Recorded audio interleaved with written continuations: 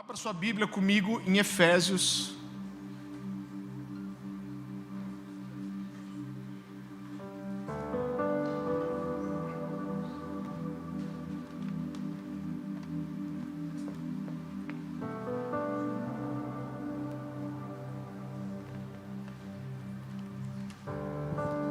Efésios capítulo 3.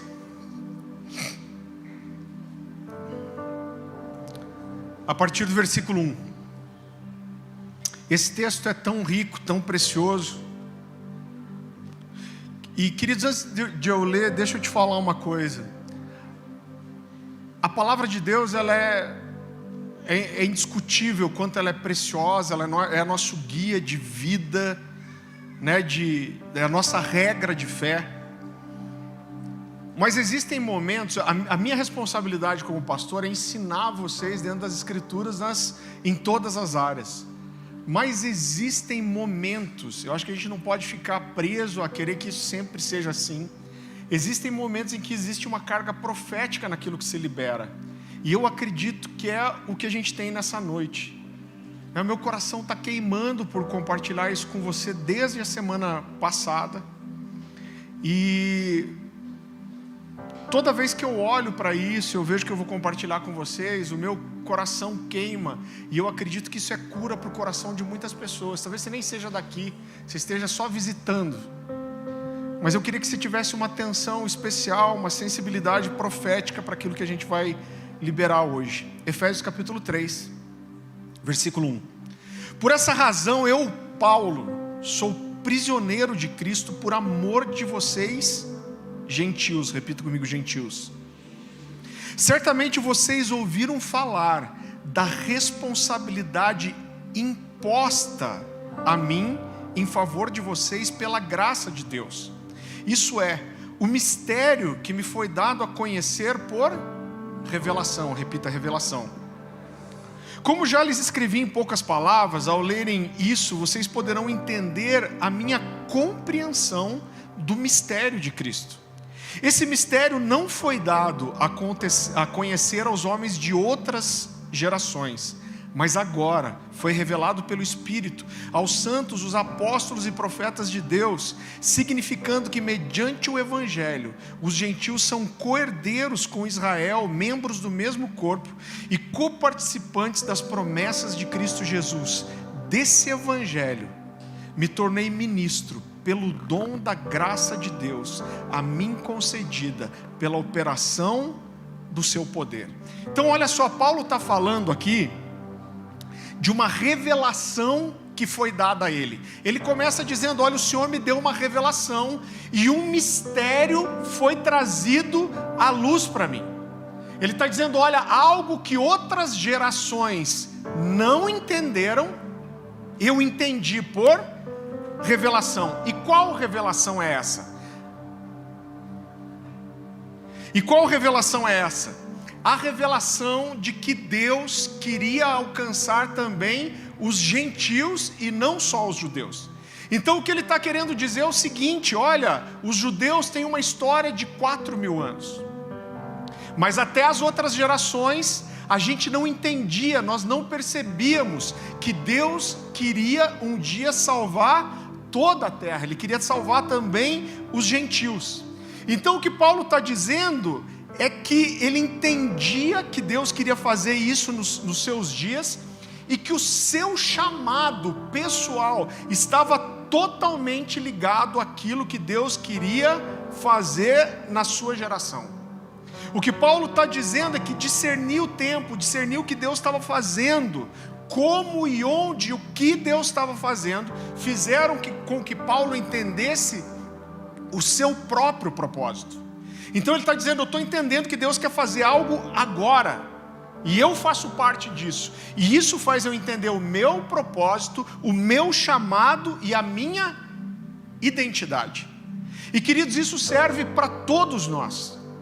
A gente está falando de uma história de Deus com um homem de 6.000 anos. E Deus escolheu você para esses dias específicos, e Ele tem um propósito para aquilo que Ele quer fazer agora, e nós fazemos parte disso. Então entender o nosso chamado e a nossa identidade, está totalmente ligado a entender o que Deus quer fazer hoje. Então é isso que Paulo está dizendo. O que Deus quer fazer a partir de agora? Alcançar os gentios. Ele fala, essa é a minha comissão, né? Então o que ele está dizendo é, outras gerações não entenderam, mas eu entendi. Deus me escolheu para isso e me escolheu para um propósito específico.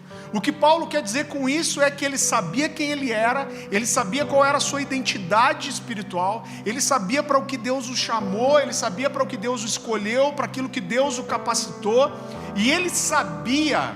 A gente precisa fazer uma diferenciação aqui.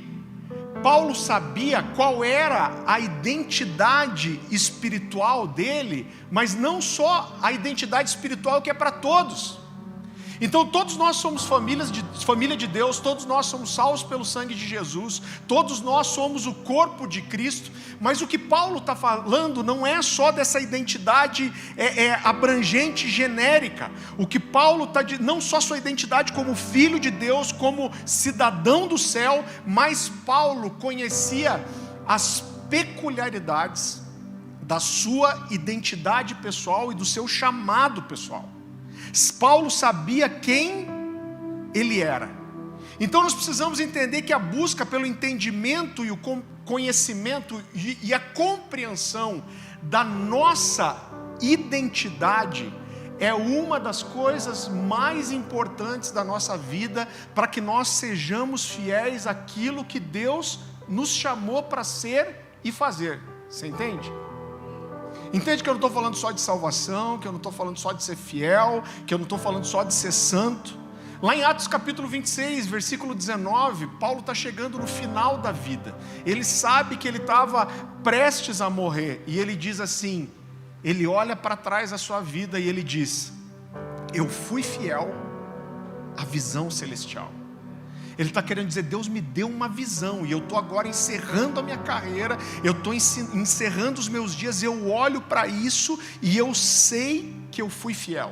Em 2 Timóteo 4, 6 e 7, é tão precioso esse texto, porque o Paulo diz assim, é chegada a hora da minha partida. Ele diz, estou sendo oferecido como sacrifício de libação, que era o sacrifício líquido que você derramava, o óleo que você derramava, ou o vinho no altar. E ele diz, mas eu combati o bom combate, e ele diz, eu completei a carreira e eu guardei a fé.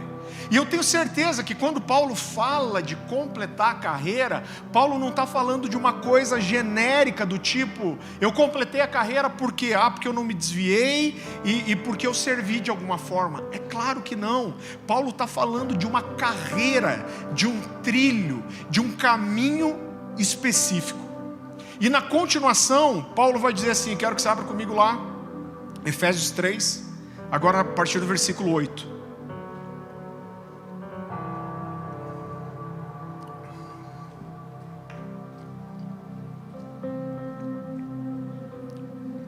Então olha, ele continua falando da compreensão do seu chamado. Ele diz assim, a mim o menor de todos os santos me foi dada essa graça de pregar aos gentios o evangelho das insondáveis riquezas de Cristo e mostrar qual seja a dispensação do mistério desde os séculos, oculto em Deus, que criou todas as coisas, para que pela igreja a multiforme sabedoria de Deus, fala comigo, multiforme sabedoria de Deus, se torne conhecida agora dos principados e potestades nos lugares celestiais, segundo o propósito que estabeleceu em Cristo Jesus, o nosso Senhor. Então é muito interessante, porque Paulo se coloca aqui como o menor dos santos, reconhecendo que o seu chamado era uma coisa preciosa que partia de Deus. Ele reconhece que isso vinha da graça de Deus, da escolha de Deus, e não da sua capacidade, do seu conhecimento. E aí ele diz, me foi dada essa graça de pregar aos gentios. Ele fala, esse mistério de Deus querer alcançar os gentios estava oculto em outros tempos, mas agora Deus manifesta isso para a igreja através da sua multiforme sabedoria, segundo o propósito eterno de Cristo Jesus. Uau! E eu amo essa expressão, a multiforme sabedoria de Deus. Por quê? Porque a sabedoria de Deus, ela é inovadora, ela é surpreendente, ela é extraordinária. O Eros não sabia o que eu ia pregar, mas ele falou: Deus está fazendo uma coisa nova. E isso sempre vai ser realmente novo, vai ser diferente. Então Paulo diz aqui que nem mesmo os principados e as potestades nas regiões celestiais puderam prever, puderam antecipar o que Deus ia fazer. Pedro vai dizer que até os anjos anelavam perscrutar aquilo que Deus ia fazer. Sabe o que isso quer dizer? Que nem os anjos, aqueles que estão diante de Deus, nem os principados e potestades, eles conseguem olhar e prever o que Deus ia fazer, antecipar o que Deus ia fazer. Por quê? Porque Deus é surpreendente, Deus é criativo, Deus age de uma forma extraordinária. No sentido de que extraordinário é aquilo que foge de uma ordem comum. Então a sabedoria de Deus é multiforme, ou seja, Deus tem muitas formas diferentes de manifestar a sua sabedoria. E eu acredito que isso é uma mensagem extremamente pontual para os nossos dias, para os próximos anos e para aquilo que Deus tem para a gente como identidade, inclusive como igreja, como Cornerstone, nossa identidade como família espiritual. E eu gostaria de começar, queridos, e eu quero construir isso bem para que você entenda. A gente precisa fazer uma diferenciação de algumas coisas aqui que algumas pessoas às vezes não entendem. E eu gostaria de começar falando sobre a necessidade que todos nós temos, todo ser humano, isso salvo, não salvo, todas as pessoas têm, de não só termos uma identidade pessoal, individual, mas a necessidade que está dentro do ser humano de ter uma identidade coletiva. Todos nós procuramos uma identidade coletiva, fazer parte de alguma coisa que é maior do que nós. E claro, como cristãos, fazemos parte de uma família espiritual. Nós temos uma necessidade de pertencimento, de fazermos parte de algo que é maior que nós. Então vá comigo para Gálatas capítulo 2.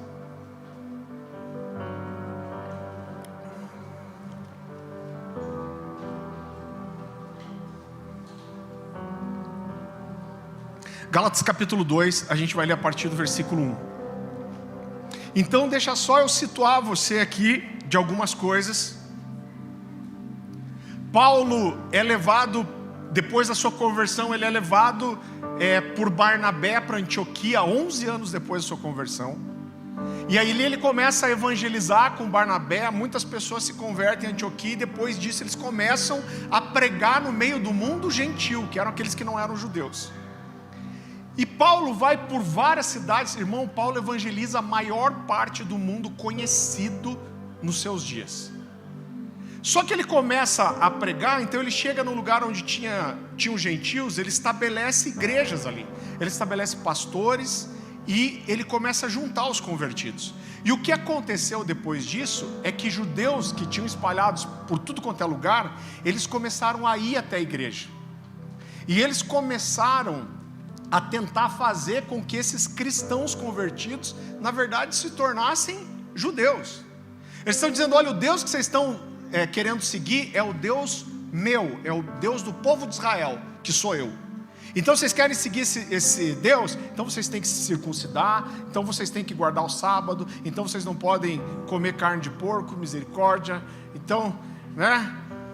Então, e o que Paulo faz diante disso? Porque essas pessoas começaram a gerar uma confusão. Eles estavam pregando contra Paulo, porque eles dizem: olha, Paulo está ensinando isso, mas não é isso não. Você quer ser salvo de verdade? Você tem que seguir esse caminho. E o que Paulo fala? A Bíblia diz, Paulo faz isso por 2 vezes. Ele sobe para Jerusalém para colocar diante dos apóstolos o seu testemunho, a sua vida e a sua pregação. Então é isso que a gente vai ler. Gálatas capítulo 2, a partir do versículo 1. Paulo diz assim: 14 anos depois subi novamente a Jerusalém, dessa vez com Barnabé, levando também Tito comigo. Fui para lá, agora eu quero que você entenda que nós estamos falando da mesma coisa. Fui para lá por causa de uma revelação. E expus diante deles o evangelho que prego entre os gentios, fazendo, porém, em particular os que pareciam mais influentes. O que Paulo quer dizer aqui é o seguinte: ele foi para os cabeças. Ele está dizendo, eu fui para os apóstolos, eu fui para Pedro, eu fui para João, eu fui para os principais, para os que andaram com Jesus, para não correr ou ter corrido inutilmente. Mas nem mesmo Tito, que estava comigo, foi obrigado a circuncidar-se, apesar de ser grego.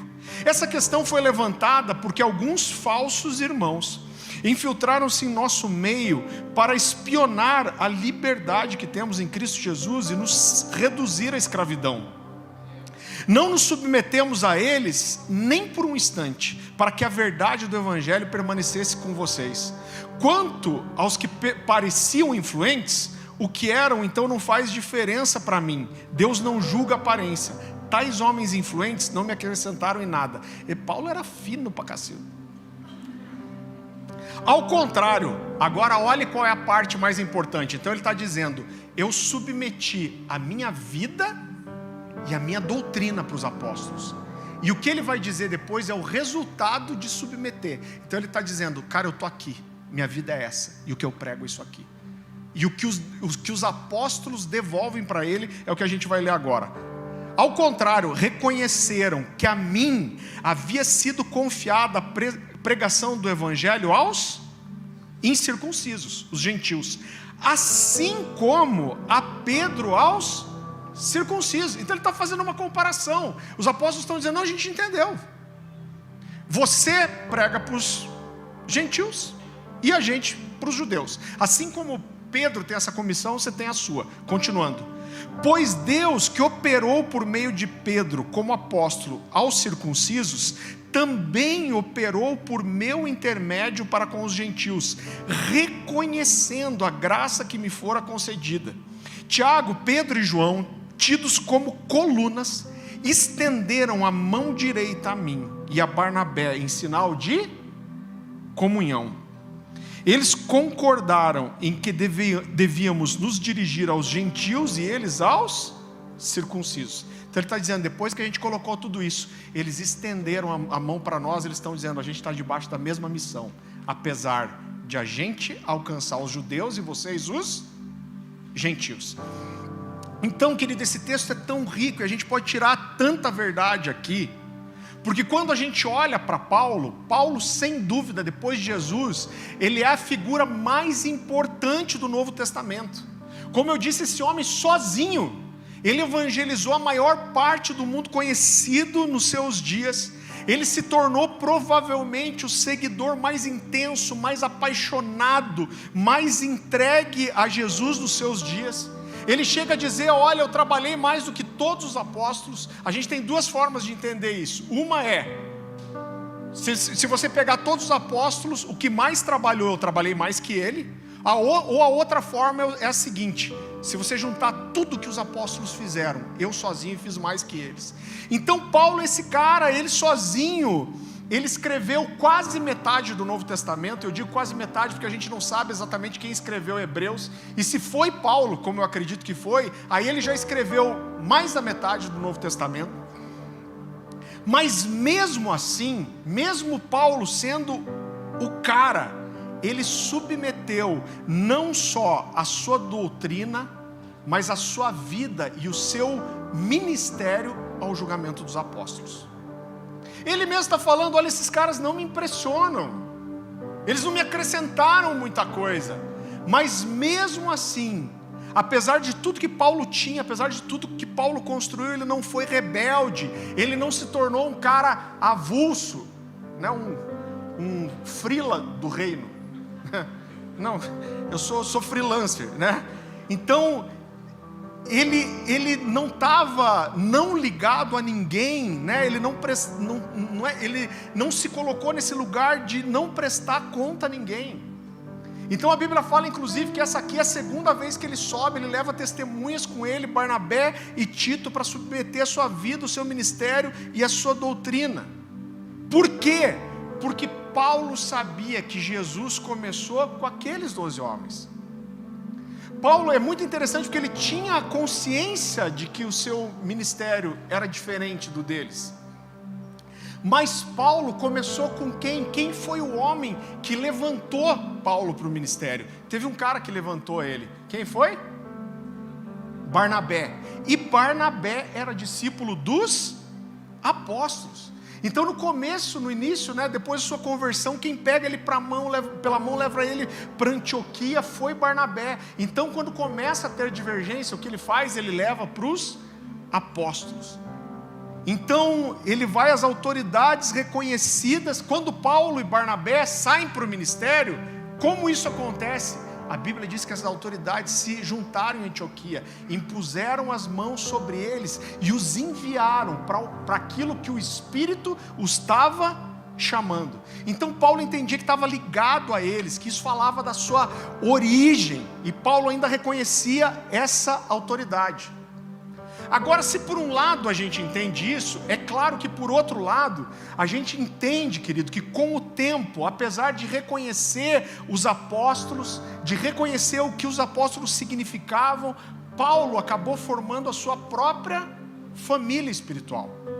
Paulo acabou juntando com ele as pessoas que tinham o mesmo chamado, a mesma comissão. Então, como nós, quando nos casamos, a Bíblia diz, é por isso que deixa o homem o seu pai e a sua mãe, e se une à sua esposa. Então nós sabemos a nossa origem, nós honramos os pais, mas chega às vezes uma hora de nós formarmos a nossa própria família. Então, querido, existe em todo ser humano a necessidade de um pertencimento. A gente precisa fazer parte de alguma coisa que é maior do que nós mesmos. Então, sabe, um sentimento que vem muitas vezes para mim, irmão, não tem interesse nenhum. Às vezes algumas pessoas falam, pastor, você viaja muito, uma hora você vai para fora, você vai morar em outro lugar. Irmão, estou aqui falando para você, primeiro, minha vida é de Deus, Ele faz o que Ele quiser, mas eu não tenho palavra nenhuma e nem desejo nenhum de ir para fora. Não tenho, irmão. Pelo contrário, o que eu estou é diminuindo minhas agendas, porque hoje eu viajo para fazer o que eu tenho que fazer fora, e a maioria das vezes é um peso para mim. Mas eu entendo, cara, é Jesus que me manda, eu tenho que ir. Agora a Dani sabe, eu fico até meio deprê o dia antes, quando eu tenho que montar minha mala. Por quê? Porque eu queria ficar aqui. Mas eu entendo uma comissão. Mas várias vezes quando eu estou orando pela igreja, quando eu estou falando, Deus me dá sabedoria para guiar esse povo, eu entendo que a gente está construindo uma coisa aqui que é muito maior do que eu. Eu entendo que se um dia eu não estiver aqui, isso aqui continua, irmão. Por quê? Porque é maior do que eu. Eu entendo que talvez os nossos filhos, às vezes as crianças vêm aqui para frente, isso toca meu coração, porque muitas vezes eu fico olhando para eles e eu penso, cara, daqui 10, 15 anos, talvez essas vão ser as crianças que vão estar ministrando oração, que vão estar pregando, que vão estar liderando jovens, e talvez eu não esteja mais aqui. Então a gente está construindo algo que é muito maior do que eu, do que os pastores aqui, Então nós precisamos fazer parte de algo que é maior do que nós precisamos ser família, nós precisamos dividir a vida, nós precisamos pertencer. Isso é bíblico, isso não é errado, É muito interessante porque quando a gente olha para as Escrituras, a gente vê que Deus, Ele criou a vida da igreja de forma que nós dependêssemos uns dos outros. Então quando a gente olha para a doutrina bíblica, você percebe que ninguém consegue ser igreja sozinho. Eu já vi muita gente dizendo assim, não, eu sou igreja. Eu falei, você não é igreja não, nós somos. Agora você não é. Eu só sou igreja quando eu passo a fazer parte com alguém disso. Então por quê? Porque Deus escolheu essa forma. Olha várias coisas que a Bíblia fala. Ela diz, aonde estiverem 2 ou mais. O que ela diz? O que 2 ou mais ligarem na terra, será ligado no céu. Ela diz, confessai os vossos pecados uns aos outros, exortai-vos e edificai-vos mutuamente. Essa palavra mutuamente aparece um monte de vezes. Paulo vai dizer, não deixeis de congregar-vos, como é costume de alguns. Cada um tenha em vista não somente o que é seu, mas o que é do outro. Isso fala de família, e essa família é uma necessidade. Então é muito interessante que você vê, quando a gente olha para os adolescentes, quem que tem filho adolescente aí? Eu queria perguntar para vocês não querem se juntar comigo para a gente comprar um terreno, fazer uma comunidade, cuidar de uns porcos, umas galinhas, plantar? Porque, irmão, eu vou te dizer, eu vou ter 3 adolescentes junto em casa. Eles comem, parece sei lá o que, irmão. Você não sabe de onde vem. Cara, eles comem, é assustador, eu estou só assustado, vai passar. Esses dias eu brinquei com eles, eu falei, cara, eu vou pôr vocês tudo para vender bala no sinaleiro, só para comprar comida para vocês, porque, pelo amor de Deus. Sem contar que os adolescentes, eles vieram sem um aplicativo, eu entendi. Eles têm só o aplicativo de acender a luz, o de apagar não tem. Na casa de vocês é assim também?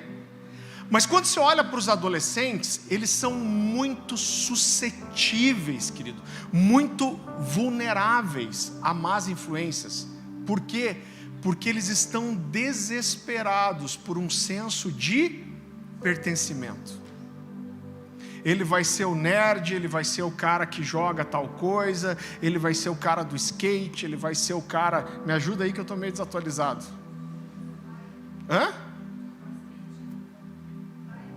Bike, ele vai tentar achar uma tribo. Por quê? Porque ele está nessa fase de descobrir que ele é um indivíduo e ele precisa de uma identidade coletiva. Ele precisa pertencer a algum grupo. Irmão, isso em si não é necessariamente errado, não é necessariamente ruim. O problema é que muitas vezes aí grupos mal intencionados acabam acolhendo os nossos adolescentes, e com isso eles ganham o coração e a confiança dos nossos jovens. Porque tudo por causa de uma necessidade de pertencimento. Agora é claro que isso acontece com os adultos também, né? Mais uma vez, a necessidade de pertencimento, ela é real, ela é bíblica, ela não é um mal em si mesma, mas ela pode sim ser explorada da forma errada.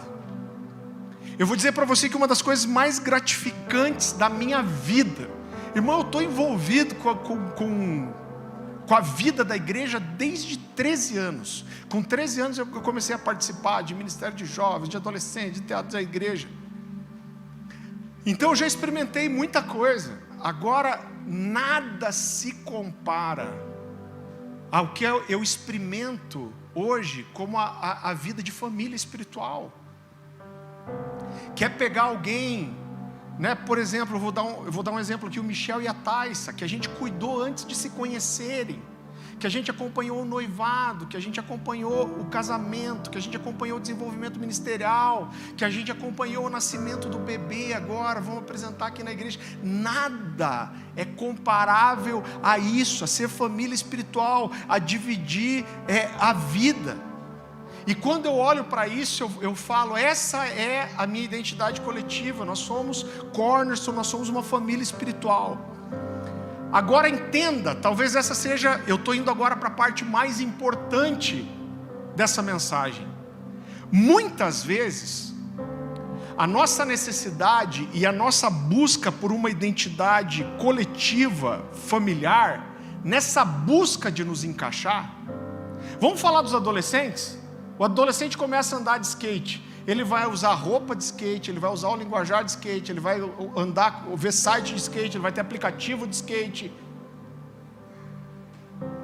E muitas vezes, nessa busca por a gente encontrar uma identidade familiar e nós nos encaixarmos, nós acabamos abrindo mão da nossa singularidade para a gente se encaixar.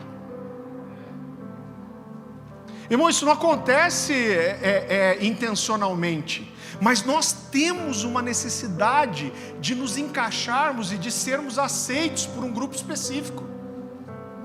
Isso está dentro do ser humano. Agora, é claro que fazer parte de uma família espiritual mexe conosco, ela soma a nossa identidade. Vou te explicar o que eu quero dizer. Então eu lembro que a primeira vez que a gente fez a conferência One Cornerstone aqui, eles vieram assim nos 20. E a gente morava num condomínio aqui perto, e a casa do lado era do meu sogro, e tinha acabado de sair, ele alugava a casa, e tinha acabado de sair uma família, a casa estava vazia. Então a gente pegou essa gurizada do One e botou tudo nessa casa, e a gente ficou ali quase uma semana convivendo com eles. Irmão, sabe o que eu percebi? Que a galera do One lê pra caramba. Então a gente sentava, falava de qualquer livro, tinha 20 ali, 10 falavam, eu li. O outro falava, eu não li esse livro aí, mas eu li um outro livro desse cara. Então, sabe uma das coisas que me marcou? É que toda a galera do One lê muito. Por quê? Porque as pessoas chegam lá, elas criam uma identidade como família. Essa família lê, o que eu passo a fazer? Eu passo a ler também, porque se eu não leio, eu fico até sem o que falar na roda. Eu tenho uma necessidade. Então o que acontece? Nisso, a identidade daquela família, ela está se somando à minha identidade, né? Existe uma mistura, uma simbiose aqui. Eu lembro que quando a gente pastoreou jovens por tantos anos, e a gente sempre bateu, irmão, em pureza, em santidade, em cuidado, né? A gente sempre ensinou que amigo de mulher é cabeleireiro, né? Então, cara, toma cuidado com o teu relacionamento com mulher, mulher toma cuidado com o teu relacionamento com homem. E uma coisa que a gente começou a ver quando o grupo de jovens aumentou, é que quando chegava alguém de uma história, um contexto totalmente diferente, e ele chegava numa roda de amigos e falava assim, nossa, você viu aquela menina ali, não sei o quê? Irmão, eu não precisava mais ensinar. Eles mesmos falavam assim, cara, é sua irmã, velho. Vai orar, mano. O que acontece? Ou o cara se adaptava e entendia aquilo, ou ele não aguentava e saía fora. Por quê? Porque existe uma identidade coletiva ali que acaba mexendo com você, né? Então, por exemplo, a gente olha a forma que a gente corta a fofoca, irmão. A gente sempre ensinou aqui na igreja, cara, alguém vem falar alguma coisa para você de alguém, você fala assim, seguinte, te dou uma semana para você falar com tal pessoa. Se você não falar, eu vou falar. Essa pessoa fica morrendo de ódio, né? Mas para, né? A gente ensina, olha, a hora que alguém fala para você assim, ó, vou te contar uma coisa, mas você não pode contar para ninguém. Irmão, já começou errado. Então essas coisas, irmão, são coisas que a gente nunca passou de ter problema. Por quê? Porque uma cultura é estabelecida. A gente sempre bateu em vida devocional. Então existe uma característica coletiva que acaba tocando a vida das pessoas. A gente tem uma entrega barulhenta na adoração aqui. Eu já ouvi tanta coisa engraçada, gente. Esses dias alguém chegou para mim e falou assim, ô pastor, a primeira vez que eu vim aqui, deu meia hora, deu 40 minutos, deu 50, deu 1 hora, deu 1h15, eu cutuquei minha esposa e falei, eu acho que eles esqueceram de fazer o fértil, que eles esqueceram de fazer o meio. Mas um grupo de pessoas vai se identificar com isso. Então quando nós nos identificamos, querido, com um grupo, a nossa identidade, ela acaba sendo acrescida da identidade do grupo. Agora você precisa entender outra coisa, ao mesmo tempo que quando a gente se identifica com uma família, a identidade da família nos acresce, por outro lado, a nossa identidade acresce a família. Então eu lembro que uma vez eu estava aqui num culto, eu liberei uma palavra para o Renan. Renan é esse garoto aqui estiloso, malucão, descolado. Eu lembro uma das primeiras vezes que o Renan começou. Vocês já viram que às vezes o Renan ele tira uma flauta dali, ele tira uma concha. Meu sonho é ver ele com uma gaita de foles.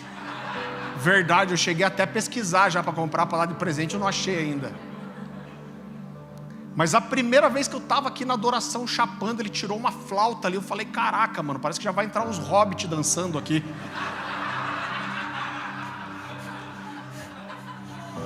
Falei, eu gostei, mano, desse negócio. Isso aí é legal. E Deus me deu uma palavra sobre o Renan. Eu estava falando com ele hoje, eu sei que a nossa identidade como família entrou, somou. Mas por outro lado, eu liberei essa palavra para ele. Eu falei, cara, existe alguma coisa em você, na sua adoração, que isso é seu. Só que essa sua identidade, ela vai acrescendo a nossa identidade como igreja. Você entende que existe uma troca aqui, existe uma simbiose aqui, existe uma mistura. Nossa, simbiose, falei bonito pra Cacilda. Quando for fazer os cortes, põe eu falando simbiose, tá? Então eu aprendo o que é bom e eu recebo do que é bom da família, mas eu contribuo, eu acresço com o que é bom de mim. Então a gente precisa entender, presta atenção nisso, queridos. Eu não posso, para me encaixar a uma família, abrir mão da minha peculiaridade para me tornar mais parecido com o grupo como um todo. Por quê? É claro que eu não estou falando de corrigir o que está errado. Irmão, tem coisa que está errada, você está me entendendo? Eu não estou falando de não corrigir o que está errado, mas eu estou falando de aprender a valorizar não só aquilo que eu sou parecido com o coletivo, mas também aquilo com que eu sou diferente.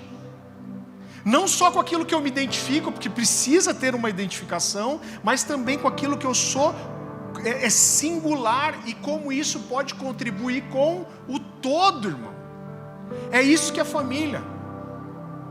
Sabe que alguns anos atrás a gente foi fazer uma visita numa igreja, cara, talvez até a maior igreja do Brasil.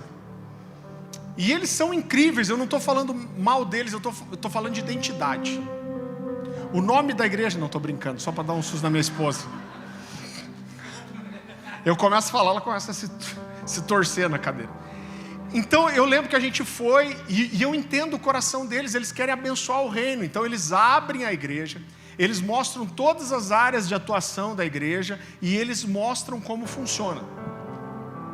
E eu lembro que eu fui, se tinha que escolher algumas áreas, eu fui para ver como que funcionava o ministério de adoração. E aí funcionava assim, irmão. Então, no final do ano, a líder de adoração da igreja fazia uma lista de 60 músicas. E aquelas eram as 60 músicas que iam tocar no ano. Eram aquelas. Então não existia equipes de adoração, bandas na igreja. Como que funcionava? Quando virava o ano, todo mundo recebia a lista e todo mundo recebia a partitura das músicas, o beat em que ela era tocado. Por quê? Porque quando você ia tocar, se é um músico, vai chegar uma mensagem no seu celular e vai dizer, você vai tocar domingo em tal horário do culto. Não importa com quem você vai tocar. Por quê? Porque todo mundo vai tocar igualzinho, no mesmo tempo, no mesmo tom. Qual era o interesse deles nisso? É que sempre mantivesse um padrão de excelência. Então não importa quem toque, não importa quem seja quem está liderando, sempre vai ter o mesmo padrão de qualidade. Eu fiquei ouvindo isso, já estava agoniado, mas eu consegui me controlar e ficar quieto. A gente estava com vários pastores junto, e aí tal, a gente saiu, e eu estou controlando, eu estou conseguindo até esse momento, mas aí alguém me provoca, e está todo mundo, meu Deus, que excelência, como eles são incríveis, como eles são isso, como eles são aquilo, e eu assim, imagina o cara sanguíneo, fala mais que o homem da cobra, mas só pedir para eu parar de falar do que para eu falar, né? E daí alguém perguntou, e você, Farley, o que você achou? Eu falei, sabe o que eu acho? Eu acho que tem tanta ordem que não tem espaço para o extraordinário. E essa pastora falou assim, mas o que você quer dizer? Eu falei, gente, eu entendo a ideia de querer ser excelente. Eu lembro que eu usei o exemplo de um amigo, eu falei, mas gente, imagina o Alessandro Vilas Boas aqui nessa igreja. Eu falei, ele é esquisito. Ele mesmo fala, eu sou tudo errado. Eu falei, ele é estranho, a voz é estranha, o jeito de compor é estranho, as letras são estranhas, E é isso que faz ele ser um cara tão incrível e extraordinário. Irmão, e é provavelmente o cara que eu e a Dani a gente mais ouve hoje, assim, é quem a gente mais gosta na adoração. Eu falei, agora imagine esse cara aqui. Ele nunca seria quem ele é. Por quê? Porque existe tanta ordem que não existe espaço para o extraordinário. Um cara como o Alessandro, ele ia morrer aqui, porque não existe espaço para nada que é peculiar, que é diferente. E para ele ser o que Jesus chamou ele para ser, ele teria que sair. Eu acho que era necessário, o Alessandro nunca foi de lá, tá?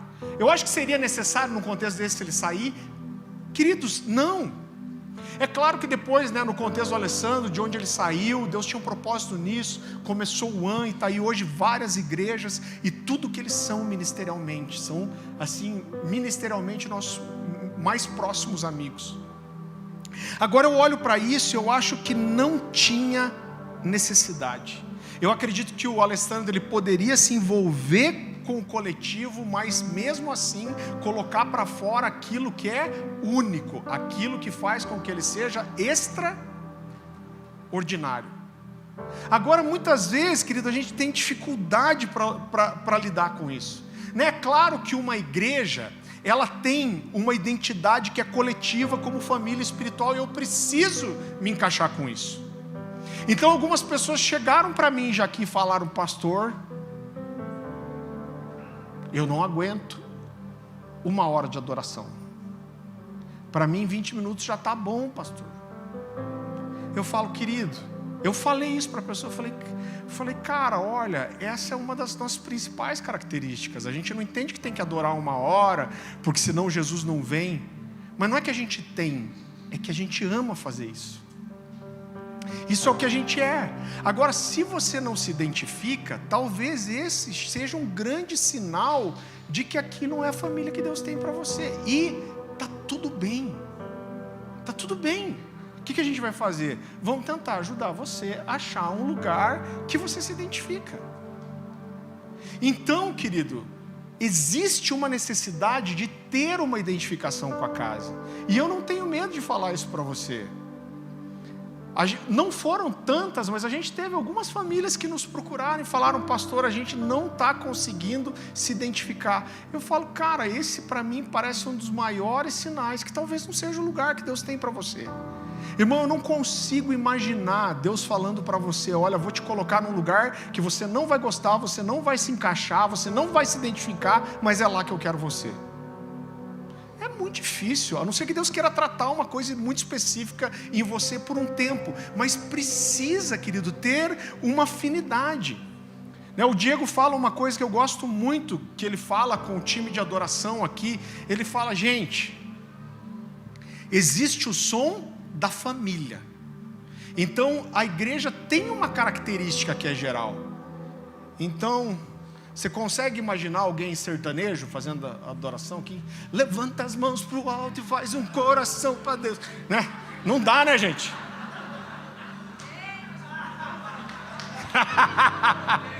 Não dá, né? Figurinha, os miseráveis vão fazer figurinha já, certeza.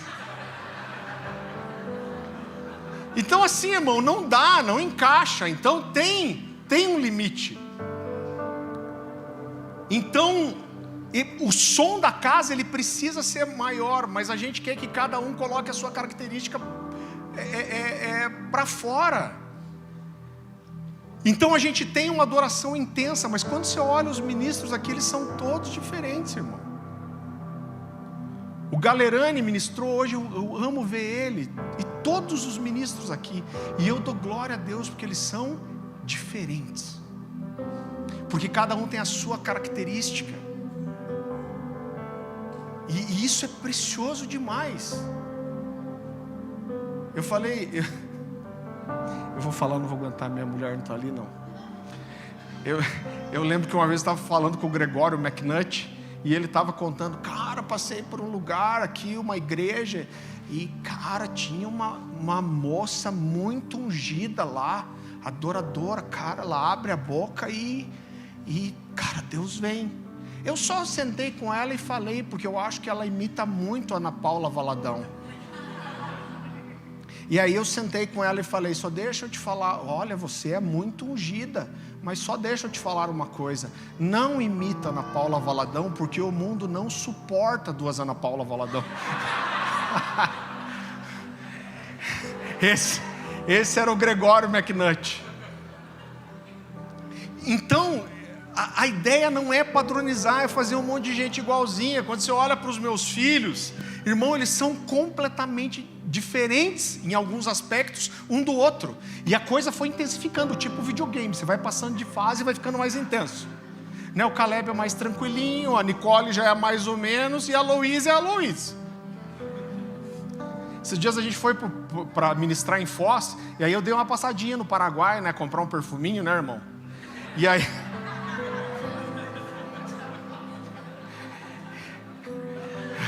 né? Verdadeiro.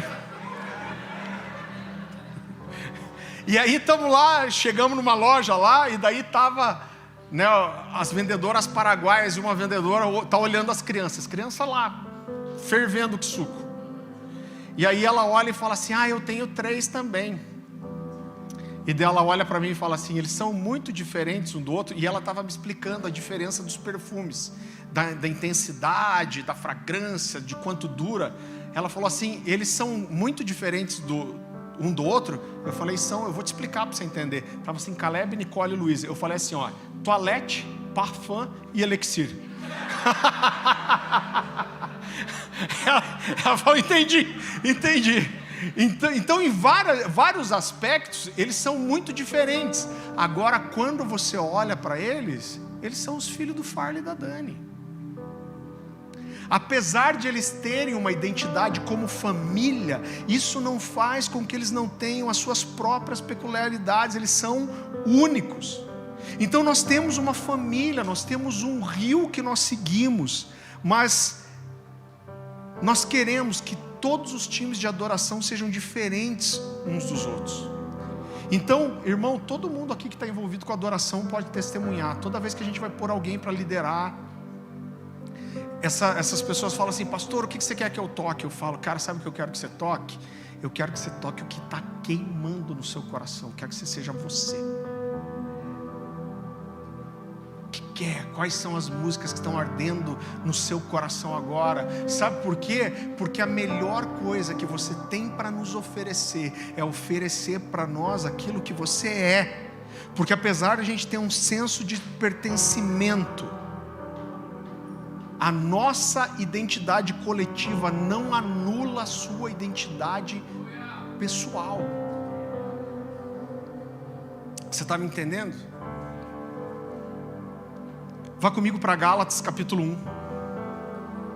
A gente vai voltar no texto de Gálatas. Que essa palavra seja cura para o seu coração essa noite, em nome de Jesus. Gálatas capítulo 2, versículo 1. Fui lá por causa de uma revelação e expus diante deles o evangelho que prego entre os gentios, fazendo porém em particular aos que pareciam mais influentes para não correr ou ter corrido inutilmente. Mas nem mesmo Tito, que estava comigo, foi obrigado a circuncidar-se, apesar de ser grego. Essa questão foi levantada porque alguns falsos irmãos infiltraram-se no nosso meio para espionar a liberdade que temos em Cristo Jesus e nos reduzir à escravidão. Não nos submetemos a eles nem por um instante, para que a verdade do evangelho permanecesse em nós. Então o que esse texto está dizendo é que apesar de Paulo fazer parte da família da cultura judaica, ele não quis impor isso para os novos convertidos. Ele entendia que os gentios convertidos não deveriam ser uma cópia dos judeus. E as principais controvérsias, querido, estavam em torno da circuncisão. E como Paulo resolve isso? Falando da singularidade do seu ministério. O que Paulo está dizendo para os apóstolos aqui é: olhe, eu estou ligado a vocês. Por quê? Porque nós fazemos parte primeiro de uma família inteira, que é a família de Jesus na terra. Nós fazemos parte da igreja, que é um corpo só. Eu estou ligado a vocês, mas dentro disso existe no meu chamado e nas pessoas que estão andando comigo algo extraordinário, algo novo. Então ele diz: eu entendi isso por revelação, e ele foi justamente submeter essa revelação aos apóstolos. E como eu disse para você, o resultado disso é que os apóstolos estendem a autoridade apostólica, e o que eles estão dizendo é: continua fazendo isso. Nós fazemos parte da mesma família, mas nós temos características diferentes, e nós reconhecemos, Paulo, a peculiaridade do seu chamado. Então é como se eles dissessem: olha, nós estamos juntos, nós estamos debaixo da mesma missão, do mesmo reino, mas nós temos graças diferentes, nós temos peculiaridades diferentes. E queridos, isso é maravilhoso no reino de Deus, essa multiforme sabedoria, as diversas formas de Deus se mover, é uma das coisas que mais toca o meu coração. Então, se você está aqui e você entende que esse é seu lugar, essa é a sua casa, a melhor forma que você tem para nos servir, para agregar essa família espiritual, é ser lapidado, ser edificado, ser tratado, mas sem limitar as suas características em Deus. E é justamente nos servindo com aquilo que você é diferente. Então a minha pergunta para você: o que faz você ser único? A gente quer ajudar você a colocar isso para fora. O que queima no seu coração? Eu lembro que uma das lições que o Luciano me ensinou, o pastor Luciano Subirá, bem no comecinho, existia um movimento, no Brasil, muito ligado aos jovens adolescentes, e eles mobilizavam muito. Eu lembro, gente, que quando as igrejas iam fazer conferências com esse ministério, chegavam os adolescentes a montar barraca na porta da igreja para entrar antes. E eu lembro que o Luciano levou esse pessoal e ele fez essa conferência. Era um dia inteiro, se eu não me engano. E aí, quando acabou a manhã, a gente foi almoçar junto. O Luciano me chamou para almoçar, e ele falou: e aí, Farley, tá gostando? Eu falei: cara, tô achando bem legal, tal. Ele falou: você sabe, escuta isso, irmão, você sabe que tudo que eles ensinam eu ensino também? Você sabe que se eu fosse ensinar os princípios que eles estão ensinando, talvez eu até fosse mais profundo biblicamente, teologicamente, talvez a minha construção fosse mais profunda. E aí ele olhou para mim e falou assim: mas eu não teria a mesma linguagem, eu não teria a mesma graça, eu não teria o mesmo acesso ao coração dos jovens e adolescentes. Sabe o que ele está dizendo com isso? Eu reconheço que essas pessoas têm coisas que eu não tenho.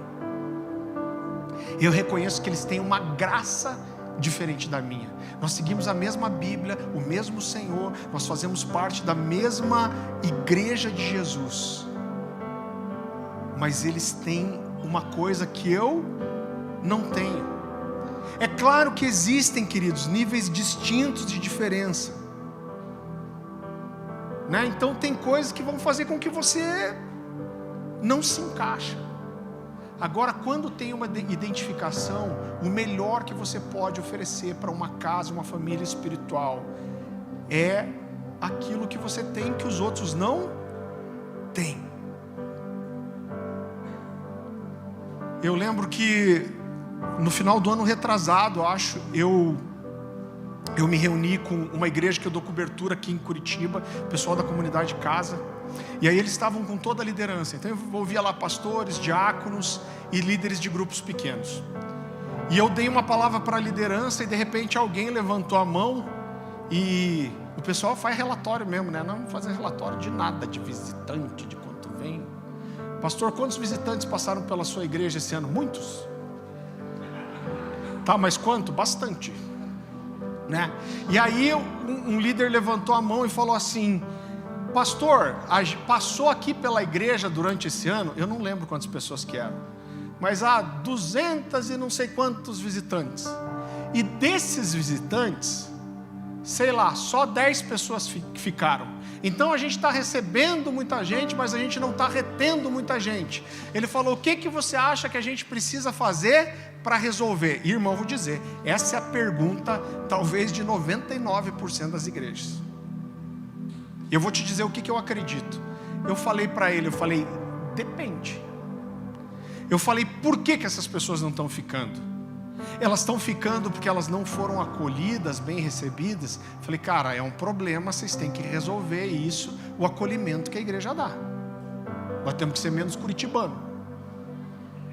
Eu falei, agora o problema é porque eles vieram e a doutrina não é uma sã doutrina. Falei, vocês têm que corrigir também. Agora, se as pessoas vieram e elas não ficaram porque elas não se identificaram, elas têm que ir embora. Porque quando você tem uma identidade e as pessoas que não têm a mesma identidade vêm, você só tem uma solução, irmão. Ou você permanece fiel à sua identidade, ou você se adapta para agradar as pessoas. Eu falei, então as pessoas que vêm aqui, elas não têm a mesma identidade com você, é injusto com você, é injusto com elas. Elas têm que ir para outro lugar. Eu lembro que a primeira vez que a gente foi no One, lá em São Paulo, na igreja do Alessandro Vilas Boas, eu acho que tinha umas 500 pessoas na reunião lá. Irmão, se nós somos barulhentos, parecia que os caras iam derrubar a igreja. E eu lembro que eu saí de lá, eu estava chocado com aquilo. E não era uma coisa só do pessoal que estava na frente. Quando eu fiquei olhando, fiz questão de olhar, as pessoas lá atrás estavam no chão, chorando, se derramando, gritando, cantando. E eu lembro que o sentimento que eu fiquei é: cara, como que esses caras edificaram essa coisa aqui? Como que isso foi construído? Eu te digo hoje, eu sei como que foi construído. É você sendo fiel a uma identidade.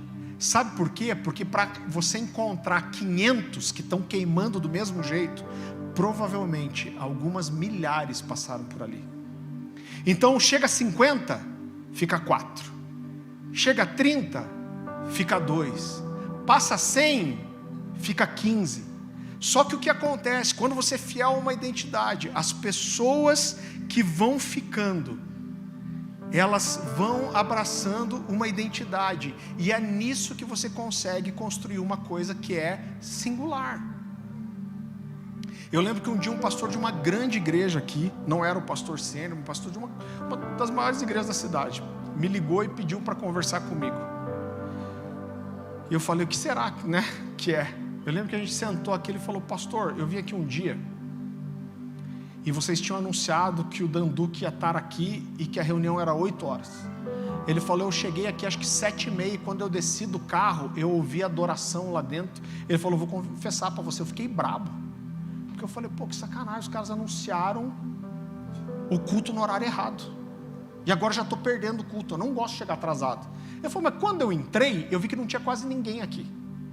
Aí eu falei, será que não começou o culto ainda? Só que o time de adoração já estava tocando como se tivesse. Ele falou, e de repente as pessoas foram entrando, e ele falou, ninguém começou o culto, ninguém orou, e quando eu vi, estava todo mundo em pé adorando. Ele falou assim, me conta uma coisa, como que vocês fazem esse negócio? O que é isso? É uma cultura que é formada em cima de uma identidade clara, de sabermos quem nós somos. Então nós entendemos, querido, o rio que nós temos, o que nós fomos chamados para fazer, né? Às vezes eu uso essa expressão, um rio, talvez você não entenda o que eu quero dizer, mas quando a gente fala que nós entendemos que nós temos um rio, é que a gente está falando de uma coisa que é fácil para nós. Então, por exemplo, eu como pastor sênior de uma igreja tenho que ensinar você sobre todas as áreas. Mas existem algumas coisas no meu ministério que eu prego, como identidade e chamado, que é o que eu estou fazendo, avivamento, vida devocional, essas coisas são o meu rio.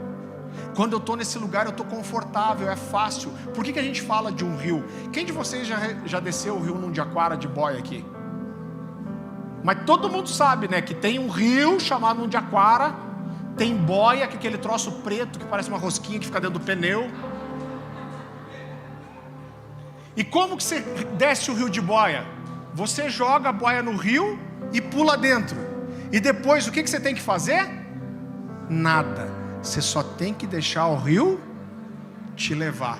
Então, querido, toda família espiritual, ela vai ter um rio, ela vai ter alguma coisa que é fácil para ela.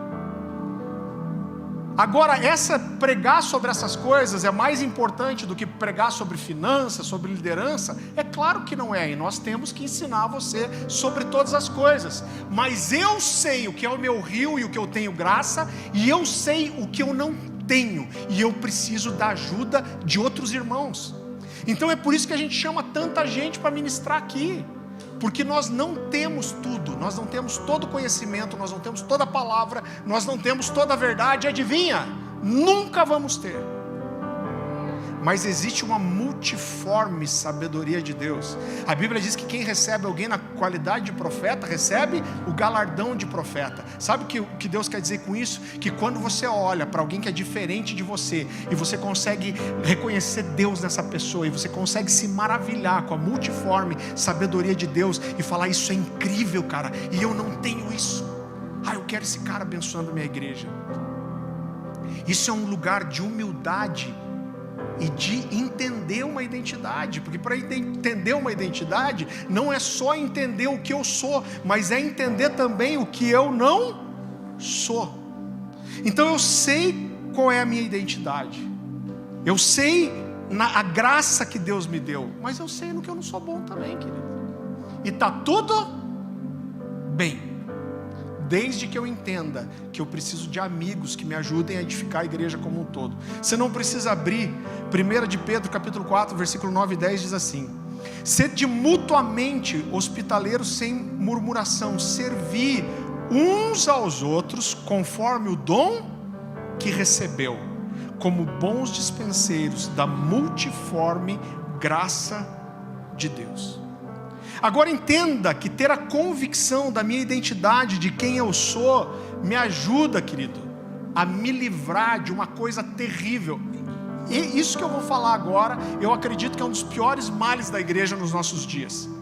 Entender a minha identidade, quem eu sou em Jesus, o que Ele me chamou para fazer, me livra de uma coisa terrível, que é a necessidade de performar.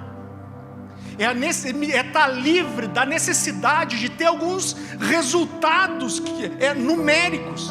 Me livra da necessidade de impressionar as pessoas, me livra da necessidade de agradar o homem, me livra da necessidade de agradar mais a mim mesmo do que a Deus. Eu vou te dizer uma coisa pesada. Está indo para 15 anos que eu viajo o Brasil inteiro, querido, e alguns lugares fora pregando, passando por igrejas, tendo mesa com pastores. Eu não estou depreciando ninguém, mas eu vou falar. Irmão, já tive em tanto lugar que eu nem lembro. Às vezes eu encontro umas pessoas, você foi lá na minha cidade chamada tal. Eu fico olhando às vezes e pensando, será que ele não está confundindo? Parece que eu nunca ouvi o nome dessa cidade. E daí no fim eu fui mesmo. Mas a impressão que eu tenho é que talvez a maioria dos pastores encerram a sua carreira sem descobrirem quem eles são. E essa falta de ter uma identidade clara, de falar, cara, isso aqui que Jesus me chamou para ter, sem ter uma identidade definida, esses líderes que amam a Deus, que são fiéis, que são justos, que são santos, que são tementes a Deus, acabam correndo atrás sempre de número, de performance, de resultado. Por quê? Porque a imagem coletiva do que é ter um ministério de sucesso, irmão, todo mundo quase pensa a mesma coisa. Irmão, já fui em um monte de seminário, congresso de pastor, que você só fala do seguinte: como fazer sua igreja crescer, como crescer nas redes sociais, e como ter um patrimônio e uma estrutura incrível para a sua igreja. Por quê? Porque esse é um senso comum coletivo. A prova de que Deus está comigo, que Deus está me abençoando eu estou crescendo. Eu tenho uma igreja numericamente grande. Eu comprei um prédio, eu aumentei o prédio, eu comprei uma chácara. Então, quando você não tem uma identidade clara, você acaba correndo atrás do que todo mundo vai olhar como sucesso. Então é por isso que você vê tantos pastores e líderes que cada hora o cara é uma coisa. Por quê? Porque ele está sempre olhando e tentando ver o que inventaram agora, o que um monte de gente está fazendo, o que está funcionando e dando certo. Então uma hora o cara é G12, outra hora ele é MDA, outra hora ele é M12, outra hora ele é Rinode, sei lá o quê. Por quê? Porque eu estou correndo atrás de um resultado. O que eu vou fazer que vai fazer com que as pessoas venham? O que vai fazer com que as pessoas que venham queiram ficar? E isso, querido, eu entendo que é muito distante daquilo que o Senhor quer para nós. Você sabe, eu já contei isso acho que algumas vezes aqui, mas eu vou abrir meu coração, vou me expor para você. Quando a gente ficou, o pastor Luciano Subirá pediu para a gente ficar 6 meses fechados, a gente ficou acho que 8. E a gente ficou tendo cultos na minha casa, só com o grupo pequeno que tinha sido liberado. Irmão, a gente fazia uma live, que inclusive o Luciano falou, cara, não põe nome de igreja, faz a live do Farley. E era um culto. E aí quando acabava a transmissão, a gente ficava às vezes 2 horas depois chapando em adoração, e chorando, e babando, e sonhando com o que Deus ia fazer. Deus fez um milagre. E esse aqui foi o primeiro lugar que a gente locou. E eu lembro quando a gente estava aqui no primeiro culto. Irmão, eu fiquei emocionado. A gente estava quase 1 ano fechado em casa. E daí a gente estava nesse lugar lindo. Eu acho que tinha umas 180 pessoas, se eu não me engano, no primeiro culto aqui. E eu olhei e falei, Jesus, aconteceu. A igreja está começando a acontecer. E eu no meio da adoração, eu fui e deitei aqui nesse cantinho. Fiquei deitado no púlpito. E já estava chorando, babando, e uma hora eu resolvi olhar no relógio. Quando eu olhei, acho que tinha passado 1h10 de adoração já. O que foi o meu sentimento? A gente é burro pra cacilda, né? Eu falei, meu Deus, cara, eu tenho que subir, parar isso aqui, fazer oferta, porque senão semana que vem não vai ter ninguém mais aqui. Os caras falam, não vou para esse culto interminável, como o Fábio Coelho diz, os inimigos do fim. Eu falei, eu preciso subir lá e interromper. Eu cheguei a me apoiar para levantar. Quando eu ia levantar, eu ouvi Deus falando comigo assim, você quer fazer o que vai segurar as pessoas, ou você quer fazer o que eu te chamei para fazer? O que você quer ser? Eu falei, caraca, não sabe brincar mesmo. Na hora eu fui pro chão de volta. E eu morro de medo de interromper o Diego aqui ou outras pessoas. Eu preciso ter uma direção clara. Eu acho que uma vez eu subi de igreja aberta 2 anos e meio. Por quê? Porque eu quero ser fiel àquilo que Jesus me chamou para ser. O que isso traz, querido, na prática? Eu lembro que quando isso aconteceu e isso ficou no meu coração. E é natural, qualquer pastor vai querer ver a igreja crescer, apesar de que assim, irmão, para mim tem um limite. Eu não quero que a gente perca essa característica de igreja pequena, de ter comunhão, de relacionamento. Na minha cabeça assim, começou a ficar muito grande, aonde tem mais living aqui na cidade, vamos abrir outra igreja lá. Isso é essencial para mim. Eu acho, Deus abençoe quem tem as mega igrejas. E cara, tá tudo bem, mas não é o que eu sou. Eu só não sou isso. Cada um sabe o que é, ou deveria saber. Eu sei que eu sou. Eu lembro que a gente estava com 250 pessoas na igreja. E um dia eu vim orar aqui. E eu fiz uma oração muito difícil. Porque eu sabia algumas coisas que Deus estava me falando. Eu falei, Deus, se for para eu ter 250 pessoas o resto da vida, eu falei, eu quero ser completo, realizado, pleno com os 250. Eu não quero que o meu coração fique aflito por ter mais gente. Eu falei, eu quero olhar para as 250 e falar, é essa porção que Jesus tem para mim? Jesus, eu sou pleno, eu sou resolvido. Essa aqui é a igreja que você me deu e eu estou feliz com ela. Irmão, eu acho que eu levei umas 3 semanas orando isso todo dia, até eu conseguir orar de verdade. Sabe por quê? Porque eu orava, mas não era a verdade do meu coração. E eu falava, Jesus, ainda não. Então hoje, quando chega um final de ano, eu olho para trás, querido, e eu olho para trás e o meu coração nunca é quantas pessoas a gente cresceu, quantas living a gente multiplicou. Todo final de ano eu olho para trás e eu me faço a pergunta: eu estou sendo fiel à identidade que Jesus me deu? E quando eu olho e falo, eu falo, então eu estou no caminho certo. Então a gente cumpriu o que era para cumprir esse ano. A gente fez o que a gente tinha que fazer.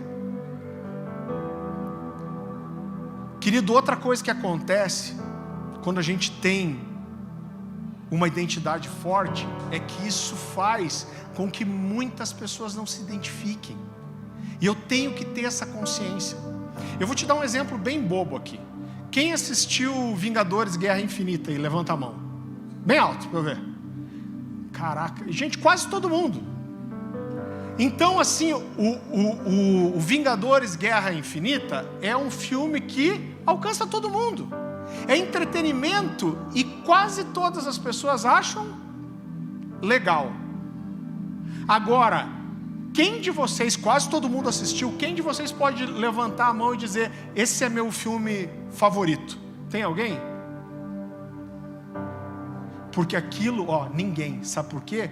Porque aquilo que agrada todo mundo, provavelmente nunca vai ser a coisa mais especial para ninguém. Então, quando você tem uma identidade forte, isso vai fazer com que provavelmente a maioria das pessoas não se encaixem. Agora, quem se encaixa não encontra só uma igreja para congregar. Quem encontra isso, encontra uma família, encontra uma casa. A gente tem uma família aqui que vem domingo para a igreja, eles vêm de ônibus, eles moram numa cidade vizinha, eles gastam 3 horas de ônibus para vir, gente. Aí ele vem de ônibus e volta de Uber. Mas ele parou para conversar comigo, falando, pastor, é um baita esforço para a gente estar aqui. Ele falou, mas a gente olha para cá e essa é a nossa casa. Esse é o nosso lugar. Para onde a gente vai, a não ser para cá? Então é nessa fidelidade a uma identidade que a gente experimenta ser família espiritual. E eu vou te dizer uma coisa, o jeito de ser igreja, querido, que a gente vive, e deixa eu te falar uma coisa. Alguém me perguntou, a gente teve uma reunião essa semana, e eles falaram sobre o modelo de discipulado que a gente tem e tal, e alguém falou assim, mas funciona? Eu falei, funciona e não funciona. Funciona, porque é bíblico, porque a gente crê assim. Agora é claro que isso não resolve todos os problemas, porque a igreja está sempre crescendo, porque a gente não consegue discipular todo mundo de uma vez, porque existe uma limitação humana aqui. Gente, 2 anos e meio atrás, a gente era 45 pessoas. Eu acho que hoje nós somos uns 400. Então assim, você não consegue fazer todo mundo entender mesa, todo mundo entender discipulado, assim de uma hora para outra. Só que o coração é esse, quem quer isso vai buscar e vai receber. Então quando você experimenta ser família espiritual, ouça o que eu estou te dizendo, essa coisa de mesa, de ter liberdade de falar, de dar cara para bater, de dar olho no olho, olhar olho no olho, de ser sincero, quando você experimenta ser família espiritual dessa forma, isso estraga você, que você nunca mais vai se encaixar em outro jeito de ser igreja. Qualquer outra coisa vai parecer artificial ou superficial para você. Isso significa que a gente não vai ter problema? Pelo contrário, irmão. É muito mais fácil você governar uma igreja onde os relacionamentos não são profundos, porque aonde você mistura gente dá treta. Por isso que Provérbios fala, como o ferro afia o ferro, assim o amigo afia seu amigo. Por quê? Porque sai faísca, irmão. Porque dá problema, porque tem atrito, como qualquer família tem. Agora, o que caracteriza uma família de verdade não é não ter atrito, é o que nos liga ser maior do que aquilo em que nós nos entendemos. eu brigo com você, eu me desentendo com você, eu discordo de você, mas eu te amo e eu vou fazer o que é preciso para que nós permaneçamos juntos e como família, porque nós temos um propósito comum. Então eu creio de todo o coração que nós estamos de verdade construindo uma família aqui. Nós temos uma identidade que é singular. A gente não quer ser nem melhor e nem pior do que ninguém, mas nós sabemos quem nós somos. A gente é isso aqui, a gente é Cornerstone, nós somos apaixonados, nós somos sedentos, nós adoramos com intensidade, a gente não tem pressa na presença de Deus.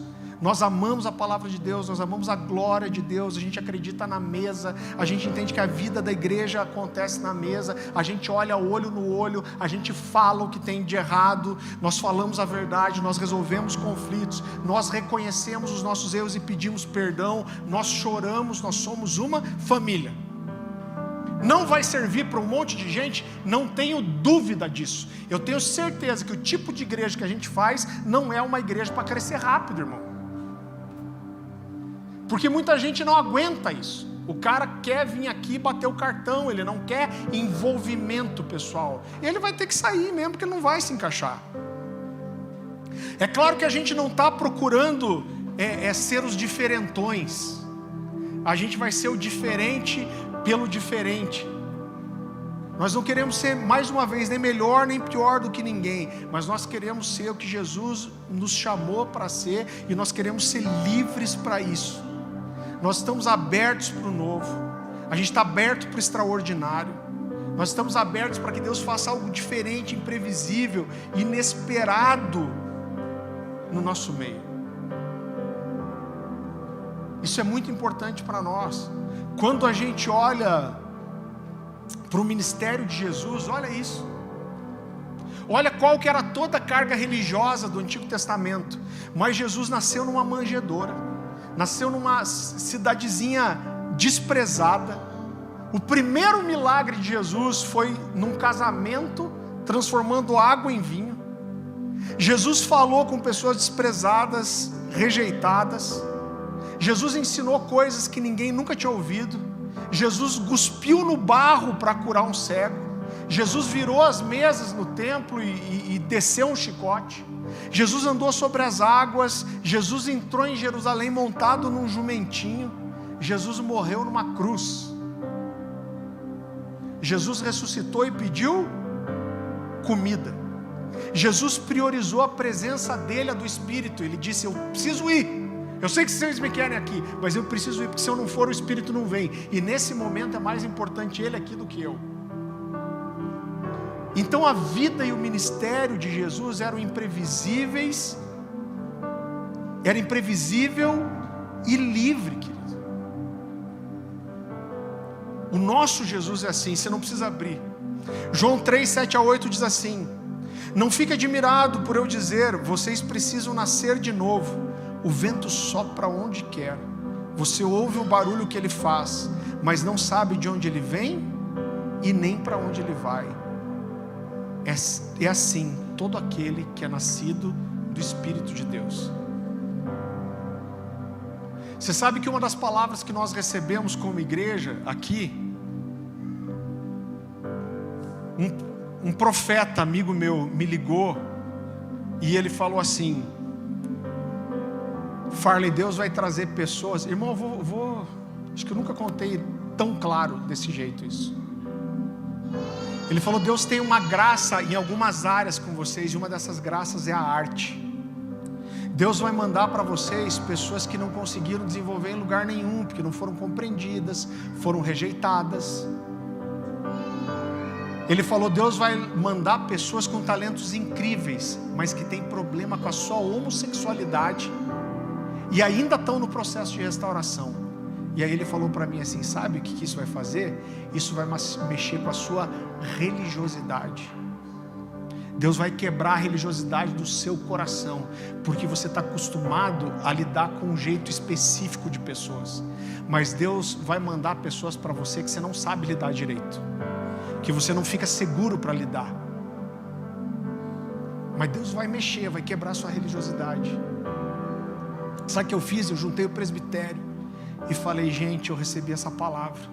Eu falei: vocês precisam me ajudar, porque a religiosidade entra no nosso coração e a gente não vê. Eu preciso que a gente esteja atento para a gente conseguir perceber os diamantes que precisam ser lapidados. Então eu olho, querido, e nós somos essa caverna de Adulão, aonde essas pessoas que não se encaixaram, que não se identificaram, são trazidas para cá. Isso significa que a gente tem todas as respostas? Claro que não. A gente está entendendo agora que o Senhor está empurrando a gente para um movimento profético como igreja. Eu estava agora com a liderança do Ticum Brasil. Quem lembra do Harold Walker que veio aqui? Bastante gente. O Harold é um cara incrível, e ele me chamou para um retiro. Tava eu, Fábio Coelho, o Arlindo do Convergência, Douglas Gonçalves, o Vini do F-Hop. A gente era 10 pessoas só. E o Haroldo convidou a gente para ficar 2 dias numa chácara. E o Haroldo é uma figura, gente. Ele é aquele líder à moda antiga. E aí ele falou assim: ó, avisa a família aí que vocês não vão poder mexer no celular, tá? Eu me senti quase na adolescência de volta. Então avisa a família que é só no almoço e à noite. Então não pode mexer no celular durante o dia. Falei: caraca. Sim, senhor. E a gente ficou fechado numa chácara, orando e falando de percepções proféticas. E uma das coisas, teve um dia que eles pediram para eu ir para o meio da roda e oraram por mim. E queridos, eu não sei se você sabe, mas Curitiba teve várias vezes movimentos proféticos que foram levantados aqui. E todas essas vezes, a impressão que a gente tem de fora, a gente não consegue ver todo o quadro, mas é que Deus levantou coisas proféticas aqui em Curitiba, e de alguma forma, em algum momento do processo, isso foi abortado. E uma das palavras que nós temos recebido muito é: Jesus está levando para Curitiba de volta aquilo que parou lá atrás. E uma das palavras que eles liberaram para nós existe algo pousando sobre vocês na Cornerstone. Irmão, é só com a gente? É lógico que não. Eu não sou idiota para pensar isso. É claro que Deus não vai fazer só com a gente, é óbvio isso. Mas a minha porção eu quero. O Fábio, sabe como que eu conheci o Fábio Coelho? O Fábio Coelho falou com o Cantarino, pediu meu telefone para o Gabriel Cantarino. Aí ele me mandou uma mensagem que tinha uma palavra profética para mim. Ele pediu para fazer um vídeo comigo e ele falou: eu preciso entregar uma palavra para você, eu nem te conheço, mas Deus me falou que a sua igreja aí é como uma Ramá, é a cidade que recebe, esconde e protege os profetas. Mais uma vez, é só a gente? É claro que não, gente. Mas Deus não tem que falar para mim a palavra que Ele tem para o outro. Ele vai falar para mim a palavra que Ele tem para mim. Então, tudo isso fala, eu entendo que existe um momento, e uma das coisas que eles liberaram, aqueles homens de Deus orando por mim, e algo que eles oraram repetidamente: existe o crescimento de uma porção profética sobre a Cornerstone. Deus está aumentando a porção, Deus está aumentando a unção, Deus está aumentando o movimento profético dentro dessa casa. E querido, nós recebemos isso. Eu falei sobre isso na semana passada. Nós temos intercedido e clamado ao Senhor por isso, e se levantado, guerreado contra tudo que se levanta contra o verdadeiro movimento profético. A impressão que eu tenho é que isso incomoda o inferno de um jeito que ele não... O primeiro pastor que me discipulou, ele dizia assim: às vezes a gente não sabe, o diabo não sabe o que Deus vai fazer, mas ele vê o movimento, ele vê os anjos subindo e descendo, ele vê um movimento espiritual e ele vai tentar impedir isso.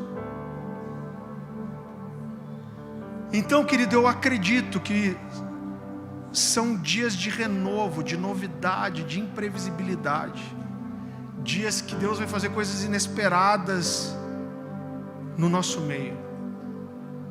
E o meu clamor é para que a nossa religiosidade não nos trave, para que nós estejamos livres de tentar manter o controle de qualquer coisa, de nós acharmos que nós sabemos como fazer, de nós perdermos a simplicidade. A gente tem recebido tantas palavras. Tinha um casal que estava aqui semana passada, eles falaram exatamente isso, que eles estavam em outro estado, assistindo os cultos daqui, eles já tinham ido embora de Curitiba, e eles disseram que viram o movimento aqui, e eles falaram: Deus está devolvendo uma coisa para Curitiba. Agora, no meio de tudo isso, Farley, você sabe o que fazer? Eu tenho muito mais coisas do que eu não sei do que eu sei. Eu sei o que Jesus tem para nós, eu sei o convite que Ele está nos fazendo. Agora, Farley, você sabe como pôr em prática? Irmão, estou abrindo meu coração com você. Eu não quero passar uma imagem errada de uma liderança que tem todas as respostas. Eu não tenho. Eu estou orando sobre como entender, sobre como movimentar o ministério profético aqui dentro. E eu estou dizendo para vocês, eu não sei exatamente o que fazer, mas eu conheço a palavra, eu conheço o Espírito, eu conheço a nossa identidade, e eu conheço as palavras sobre nós. Essas são as convicções que eu tenho. Como que põe isso em prática? Te respondo com 2 palavras: não sei. E que bom que a gente não sabe. Que bom que a gente não sabe, porque nós estamos nesse lugar de dizer: Jesus, faz aquilo que a gente não sabe fazer. Porque um dos piores males que uma liderança pode chegar é achar que a gente sabe fazer tudo, querido. Mas nós vamos procurar, nós vamos buscar juntos. E eu quero dizer uma palavra para você: não se preocupa com você ser diferente. Se você olha para essa casa aqui, para essa família, se fala: cara, é meu lugar aqui, eu amo aqui. A gente vai ajudar você a colocar para fora não só o que você tem de igual, mas o que você tem de diferente. A nossa identidade como família espiritual vai se somar à sua, mas aquilo que você tem diferente vai se somar com a nossa. Você que a vida inteira você se sentiu desencaixado, deslocado, não compreendido, eu vou ser sincero com você, não vou te enganar. Às vezes você é ruim mesmo, né? Às vezes você é encardido, você tem um pinguinho de rebeldia aí, e a gente tem que ajudar você a crescer nisso. Mas talvez, querido, você seja só mal compreendido. Talvez as pessoas tenham medo de você. Eu falei ontem aqui, as pessoas têm medo do ministério profético, porque ele tem um grande potencial de estrago mesmo. Mas a gente não vai impedir o ministério profético, a gente vai ensinar você a lidar com ele. Então eu quero te dizer, em nome de Jesus, todas as palavras que você recebeu, que rejeitaram a sua peculiaridade, eu quero te dizer que ela é preciosa para nós. A gente ama que você tenha alguma coisa diferente. Essa é a multiforme sabedoria e a multiforme graça de Deus. Você acha que eu queria que todos os meus filhos fossem iguais? O que é maravilhoso, irmão, é o quanto eles são diferentes. Isso é a família de Jesus. Se você enterrou aquilo que era diferente em você, em nome de Jesus você vai trazer isso para a existência, para a luz de volta.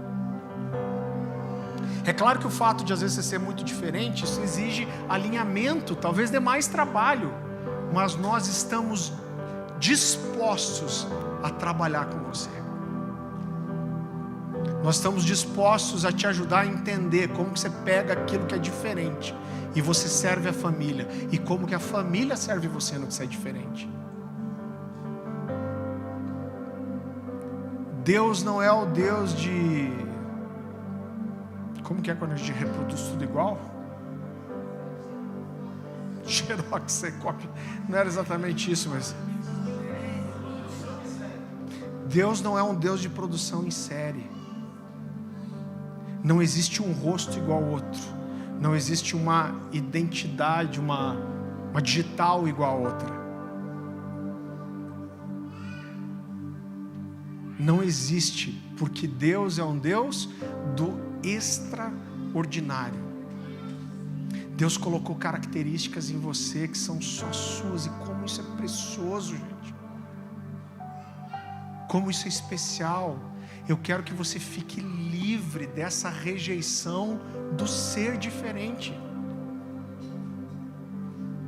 E nós recebemos inclusive essa palavra profética dizendo: vocês são a caverna de Adulão, porque vão para lá os esquisitos, os estranhos, os que não se encaixam. E eu falo: Jesus, vem em mim que eu estou facinho. Por quê? Porque nós amamos a multiforme sabedoria e a multiforme graça de Deus. Não tenha medo de mostrar no que você é diferente. Não tenha medo de mostrar como você flui diferente em outras coisas, irmãos. Isso é precioso. Abaixe sua cabeça, feche seus olhos.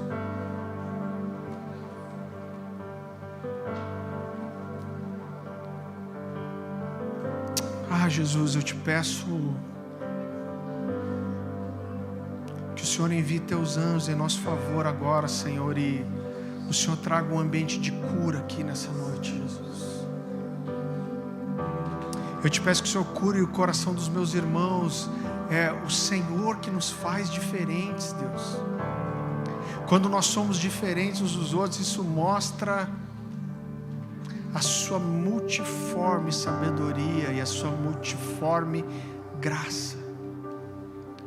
Eu te peço perdão aqui como igreja por todas as vezes que nós ferimos os diferentes, por toda vez que nós quisemos, Senhor, sufocar, matar o espírito profético, toda vez que nós quisemos sufocar, matar aquele que destoava em algumas coisas. Nos perdoa, Jesus. Nos perdoa, Jesus. Nos perdoa todas as vezes que nós quisemos engessar, colocar o Senhor dentro de uma caixinha, Pai. Pessoas aqui foram tão feridas, Senhor, e julgadas, Senhor. Eu sei que essa mensagem vai chegar em muitos lugares, Senhor, e eu intercedo por esses que estão assistindo ou ouvindo essa mensagem na sua casa, no seu carro.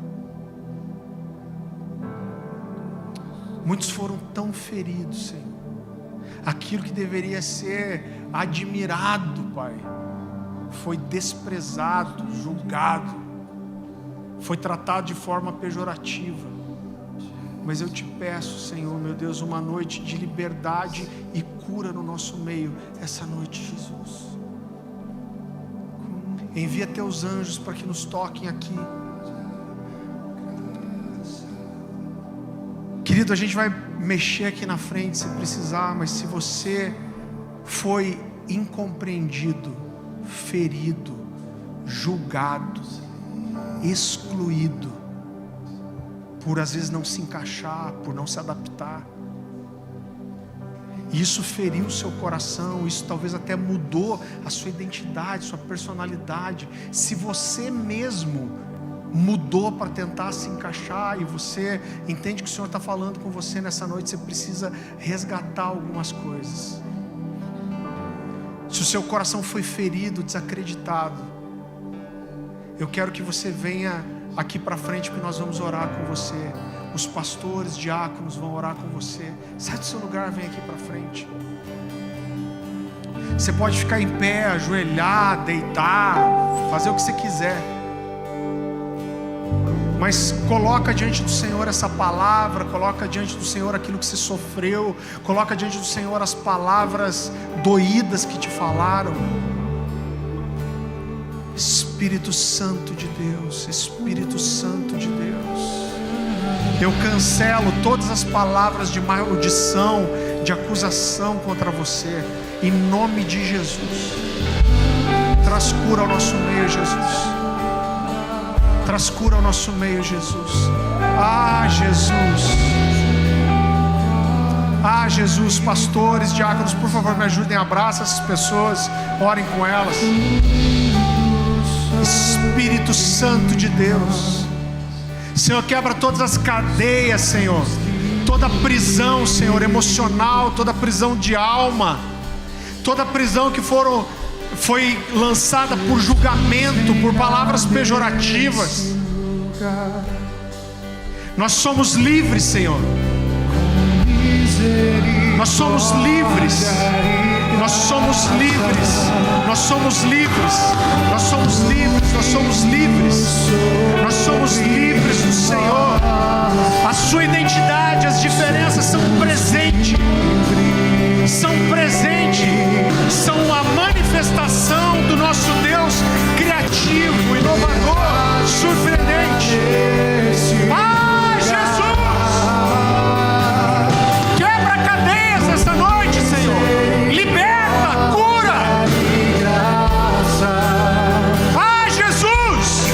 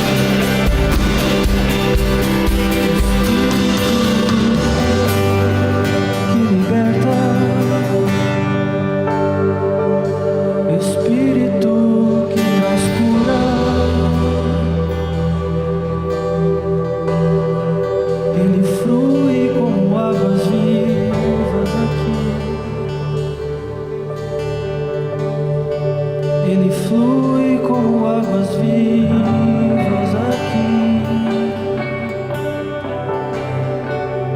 e a água está enchendo e enchendo e enchendo, e os anjos subindo e descendo.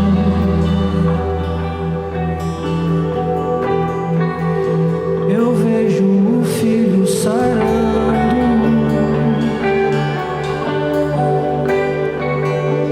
colando corações partidos. Senhor meu Deus, traz um renovo aqui. Aquilo que meus irmãos enterraram, esqueceram, esconderam, mas não deviam ter feito. Nos lembra. Traz um renovo no nosso meio, Senhor. Nós te agradecemos pelas diferenças. Nós te agradecemos pela peculiaridade. Ah, Jesus, toda carga de julgamento, de palavra pejorativa, caia por terra em nome de Jesus. Nos ajuda a ser essa família, Pai, que ama e que admira a diferença, Senhor. Nos ajuda, Jesus. O Senhor sabe quando nós somos falhos, limitados. Nos ajuda, Jesus. Nos ajuda a caminhar como família, Senhor. Nos ajuda a nos aceitarmos, Senhor, e nos ajudarmos mutuamente.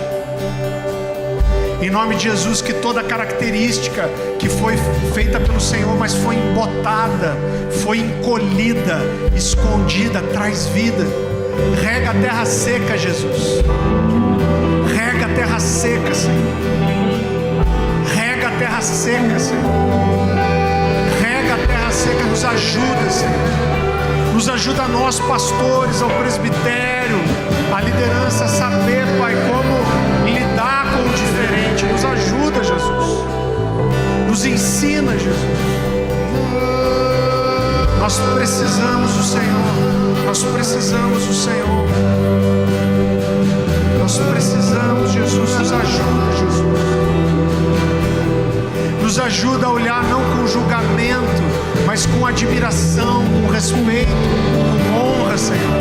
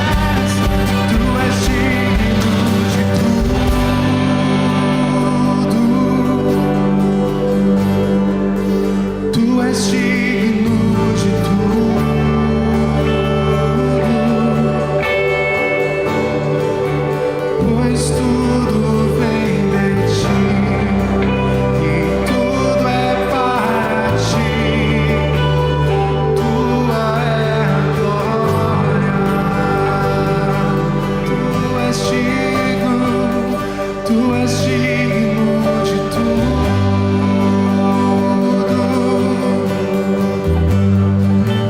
Tu és digno de tudo.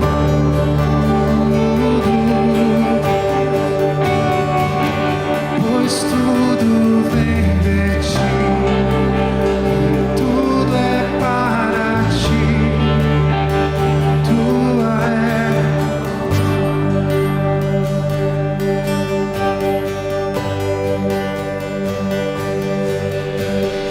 Dia e noite suba a ti nossa adoração.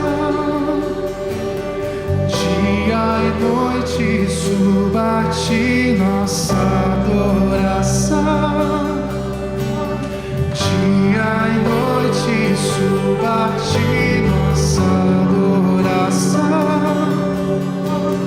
Dia e noite suba a ti nossa adoração. Dia e noite suba a ti nossa adoração. Dia e noite suba a ti nossa adoração.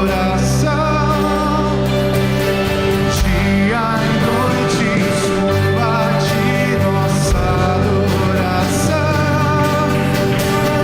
Dia e noite suba a ti nossa adoração. Dia e noite suba a ti nossa adoração. Dia e noite suba a ti nossa adoração. Dia e noite suba a ti nossa adoração.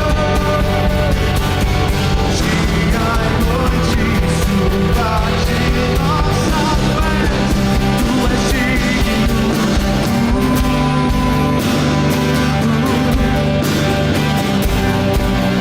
Tu és digno.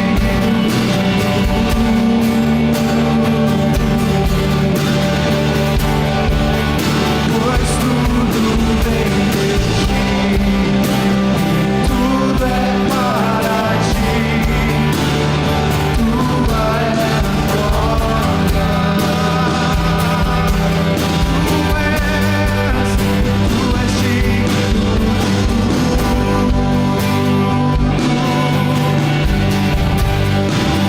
Tu és digno de